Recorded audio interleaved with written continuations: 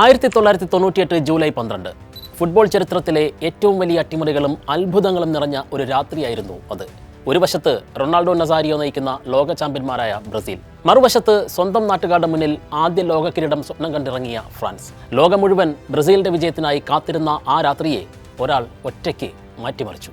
അയാളുടെ പേര് Zinedine യാസിദ് Zidane, ലോകം കണ്ട ഏറ്റവും മികച്ച മിഡ്ഫീൽഡ് ജനറൽമാരിൽ പ്രമുഖൻ.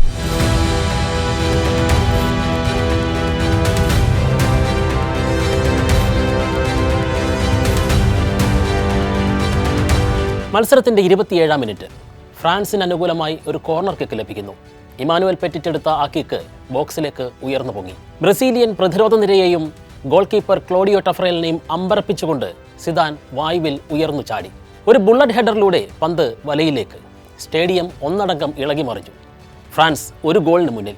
ബ്രസീൽ തിരിച്ചടിക്കാൻ ശ്രമിച്ചു. എന്നാൽ ആദ്യ പകുതിയുടെ ഇഞ്ചുറി ടൈമിൽ ഫ്രാൻസ് വീണ്ടും വെടിപൊട്ടിച്ചു. വീണ്ടും ഒരു കോർണർ കിക്ക്.